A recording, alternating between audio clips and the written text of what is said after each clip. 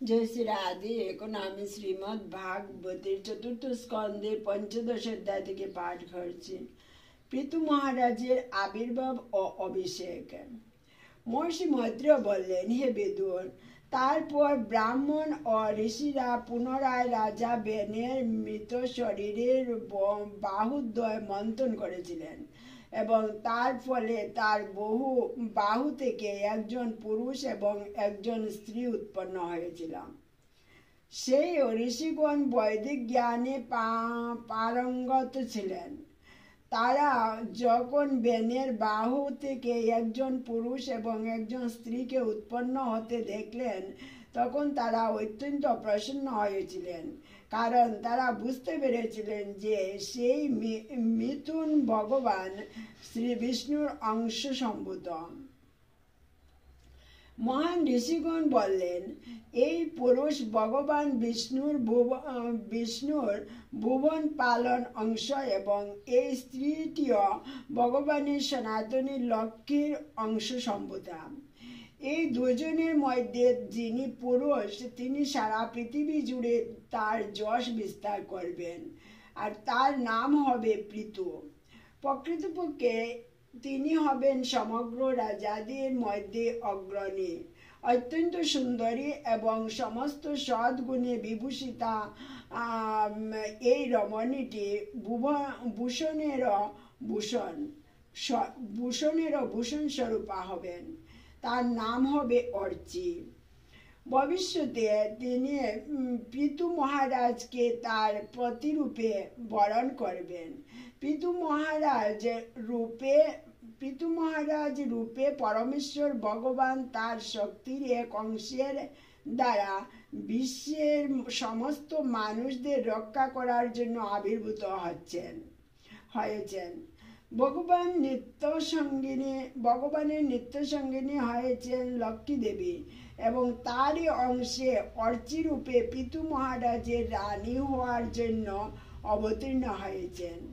মহর্ষি মৈত্রেয় বললেন, হে বিদুর, তখন সমস্ত ব্রাহ্মণেরা পিতু মহারাজের মহিমা কীর্তন করেছিলেন। শ্রেষ্ঠ গন্ধর্বেরা তার যশ গান করেছিলেন, সিদ্ধরা পুষ্প বৃষ্টি করেছিলেন এবং স্বর্গের অপ্সরারা মহা আনন্দে নৃত্য করেছিলেন। অন্তরিকে শঙ্খ, তর্জ, মৃদঙ্গ এবং দুমদুমি বাজতে লাগল। বিভিন্ন লোক থেকে দেবতা, মহর্ষি এবং পিতৃগণ তখন এই পৃথিবীতে এসেছিলেন। দেবতা ও দেবশ্রেষ্ঠগণ সহ সমগ্র ব্রহ্মাণ্ডের প্রভু ব্রহ্মা সেখানে এসেছিলেন। মহারাজ পৃথুর দক্ষিণ করতলে বিষ্ণুর হাতের রেখা এবং দুই পদতলে পদ্মচিহ্ন দর্শন করে ব্রহ্মা বুঝতে পেরেছিলেন যে মহারাজ পৃথু হচ্ছেন ভগবানের অংশ, কারণ যার করতলে চক্ররেখা অন্য রেখার দ্বারা প্রতিহত হয় না বা বিলুপ্ত হয় না, তাকে পরমেশ্বর ভগবানের অংশ অবতার বলে বুঝতে হবে। তখন ব্রহ্মবাদী ব্রাহ্মণেরা রাজার অভিষেকের আয়োজন করেছিলেন। লোকেরা তখন চতুর্দিক থেকে সেই অনুষ্ঠানের জন্য বিবিধ দ্রব্য সম্ভার সংগ্রহ করেছিলেন। এইভাবে সেই অনুষ্ঠান সার্থক হয়েছিল। সমস্ত নদী, সমুদ্র, গিরি, পর্বত, নাগ, গাভী, পক্ষী, পশু, স্বর্গলোক এবং পৃথিবীর সমস্ত জীবেরা তাদের ক্ষমতা অনুসারে রাজাকে দেওয়ার জন্য বিবিধ প্রকার উপহার সংগ্রহ করেছিলেন। এইভাবে মহারাজ পৃথু অত্যন্ত সুন্দর বস্ত্র ও অলঙ্কারে সজ্জিত হয়ে রাজ সিংহাসনে অভিষিক্ত হয়েছিলেন এবং অত্যন্ত সুন্দর অলঙ্কারে বিভূষিতা পত্নী অর্চি সহ রাজা অগ্নির মতো বিরাজ করেছিলেন। হে বিদুর, মহারাজ পৃথুকে কুবের এক স্বর্ণনির্মিত সিংহাসন উপহার দিয়েছিলেন। বরুণদেব তাকে একটি ছত্র উপহার দিয়েছিলেন যা চন্দ্রের মতো উজ্জ্বল এবং যা থেকে নিরন্তর সূক্ষ্ম বারিবিন্দু বর্ষিত হয়। মহারাজ পিতুকে বায়ু দুটি চামর প্রদান করেছিলেন। ধর্মরাজ তাকে যশ বর্ধনকারী এক পুষ্পমাল্য প্রদান করেছিলেন। দেবরাজ ইন্দ্র তাকে এক মহামূল্যবান মুকুট প্রদান করেছিলেন এবং যমরাজ তাকে সারা পৃথিবী শাসন করার জন্য একটি রাজদণ্ড প্রদান করেছিলেন। ব্রহ্মা পিতু মহারাজকে চিন্ময় জ্ঞান নির্মিত একটি বর্ম প্রদান করেছিলেন। ব্রহ্মার পত্নী ভারতী অর্থাৎ সরস্বতী তাকে এক দিব্য হার প্রদান করেছিলেন। ভগবান বিষ্ণু তাকে সুদর্শন চক্র দান করেছিলেন এবং বিষ্ণুর পত্নী লক্ষ্মী দেবী তাকে অক্ষয় সম্পদ প্রদান করেছিলেন। শিব তাকে 10 চন্দ্র অঙ্কিত একটি তরবারি প্রদান করেছিলেন এবং তার পত্নী দুর্গা দেবী তাকে 100 চন্দ্র অঙ্কিত একটি ডাল প্রদান করেছিলেন। চন্দ্রদেব তাকে অমৃতময় কতগুলি অশ্ব প্রদান করেছিলেন এবং বিশ্বকর্মা তাকে একটি অত্যন্ত সুন্দর রথ প্রদান করেছিলেন। অগ্নিদেব তাকে ছাগ এবং গশৃঙ্গ নির্মিত একটি ধনুক প্রদান করেছিলেন। সূর্যদেব তাকে সূর্য রশ্মির মতো উজ্জ্বল বাণ প্রদান করেছিলেন। ভূলোকের অধিষ্ঠাত্রী ভূমি দেবী তাকে যুগ শক্তি সমন্বিত 2টি পাদুকা প্রদান করেছিলেন এবং আকাশের দেবতারা পুনঃ পুষ্প বৃষ্টি করেছিলেন।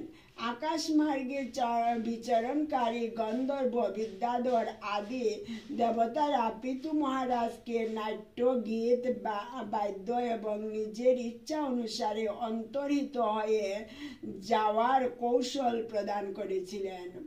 মহর্ষিরা তাকে তাদের অমোঘ আশীর্বাদ প্রদান করেছিলেন। সমুদ্র তাকে সলিল সম্ভূত শঙ্খ উপহার দিয়েছিলেন। সমুদ্র পর্বত নদী তাকে বিনা বাধায় তার রথ চালাবার জন্য পথ প্রদান করেছিলেন। তারপর সোত মাগধ এবং বন্দীরা তাকে নিজ নিজ বৃত্তি অনুসারী তার স্তব করার জন্য সেখানে এসে উপস্থিত হয়েছিলেন।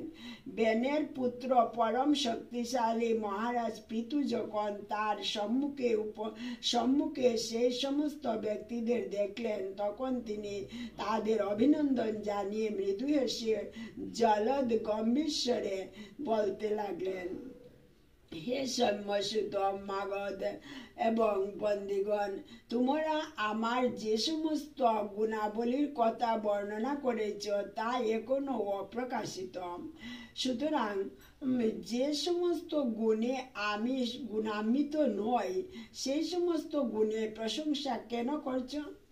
আমি চাই না যে তোমাদের এই বাক্যাবলী আমাতে প্রযুক্ত হয়ে মিথ্যা রূপে প্রতিপন্ন হোক। তাই তোমাদের এই স্তব অন্য কোন যোগ্য ব্যক্তির উদ্দেশ্যে প্রয়োগ করো। হে মধুরভাষী স্তাবকগণ, তোমরা যে সমস্ত গুণের কথা বর্ণনা করেছ সেগুলি যখন প্রকৃতপক্ষে আমার মধ্যে প্রকাশিত হবে তখন তোমরা এইভাবে আমার প্রশংসা করো। শৈব ব্যক্তিরা ভগবানের উদ্দেশ্যে যে স্তব স্তুতি করে সেই সমস্ত গুণাবলী কখনো মানুষের উদ্দেশ্যে নিবেদন করো না। যাদের মধ্যে প্রকৃতপক্ষে সেই গুণগুলি নেই এই সমস্ত মহান গুণাবলী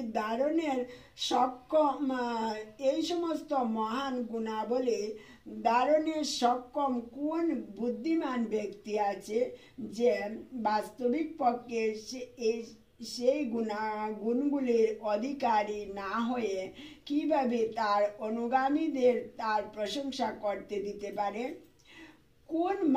কোনো মানুষকে যদি এই বলে প্রশংসা করা হয় যে যদি সে শিক্ষিত হতো তাহলে সে একজন মহাপণ্ডিত হতো অথবা একজন মহাপুরুষ হতো, তাহলে সেটি প্রতারণা ছাড়া আর কিছু নয়।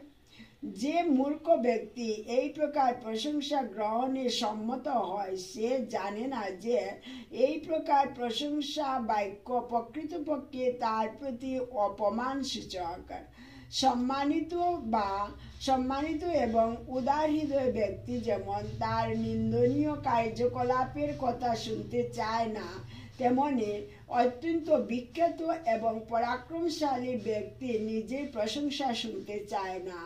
মহারাজ পৃথু বললেন, হে সুত আদি ভক্তগণ, আমার কার্যকলাপের দ্বারা এখনো আমি প্রসিদ্ধ হইনি, কারণ তোমাদের বন্দনীয় কোনো কার্য এখনো পর্যন্ত আমি করিনি। অতএব একটি শিশুর মতো আমি কিভাবে তোমাদের আমার গুণগান কার্যে নিযুক্ত করতে পারি?